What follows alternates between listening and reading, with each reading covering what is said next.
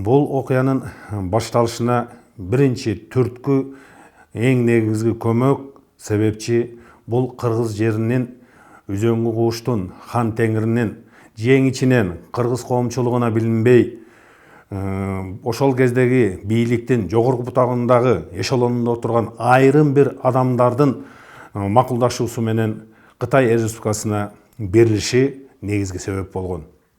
Ошол Кытайга берилип аткан жерди ошол кездеги Аксы районунун депутаты Азимбек Бекназаров көтөрүп чыгып, ошол кездеги президент Аскар Акаевка импичмент жарыялоосун Бекназаровдун шайлоочулары тег эле Аксы жергезинин жашоочулары, тургундары туура көрүшүп, Үзөңгү кууш хан теңири Кытай жерине берилбесин, Кытай эл республикасына берилбесин деп чыккан. Эмне себептен?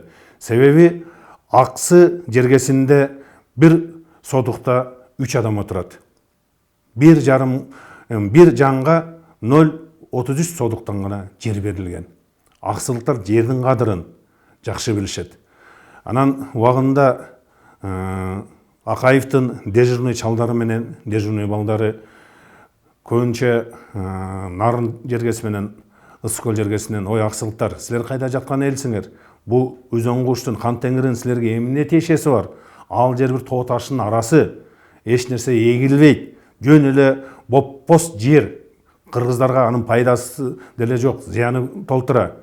Эмне кийлигишип атасыңар? Кийлигишпегиле деген чейин сөздөрдү айтышкан. Пайдаланылбай барыр. Пайдаланылбай калат, кароосуз калган жер ал деп. Анан 2002 жылдын 5 январында Кап каяктагы андан 7 жыл мурда өтүп кеткен ошол учурда Токтогул прокуратурасында тергөөчү болуп иштеп аткан Азимбек Бекназаровдун адам өлүмүнө тиешелүү жабылган бир ишин көтөрүп чыгышып, анан кийин ошол иштин негизинде иш козгошуп 5 январь күнү 2002 жылы камакка алышты. Ал 5 январда камакка алууну кыргыз коомчулугу эмес, Аксы районунун тургундары билбей калышкан. Ал камакка алынганы кечинде белгилүү болгондон кийин 6 январь күнү ошол кездеги Бекназаровду коргоо комитетинин төрагасы болуп турган Жаныш Курбанов менен Мамаралиев деген адамдар Жалал Абад областына барып, ошол кезде Жалал Абад областынын прокурору болуп турган Зоотбек Кудайбергеновдун кабыл алуусуна кирүүгө аракет кылышкан. Бирок Зоотбек Кудайбергенов буларды кабыл албай, мен түштөн кийин, саат 2-лерден кийин пресс-конференция берем массалык маалымат каражаттарына. Ошондо угуп аласыңар деп кабыл албай койгон.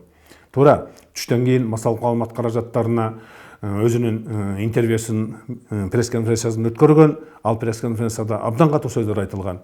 Бүгүнкү күндө Жалал Абад областынын бийлиги менин колумда. Себеби мен координациялык кеңештин төрагасы болуп эсептелинем. Мен кандай айтсам ошондой болот. Мыйзам менмин, Зоотбек Кудайбергенов деп чыккан. Анан ал жерден Мамаралиев менен Жаныш Курбанов Аксы районунун Кара Суу айылына барып, эмне себептен камалды, окуянын төркүнү кайда жатканын элге толук түшүндүрүп айткандан кийин 7 январь күнү Аксы районунун Кара Суу айылынын тургундары Аксы районунун Борбору Кервен шаарына пикет митингтерге чыгып башташкан. Ал убакта пикет митингге чыккандардын бир гана талабы болгон.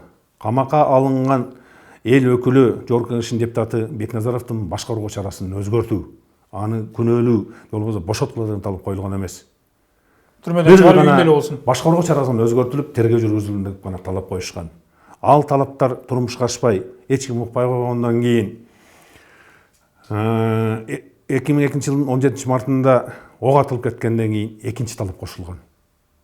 Ал талап Аскар Акаев кызматтан кетсин деген.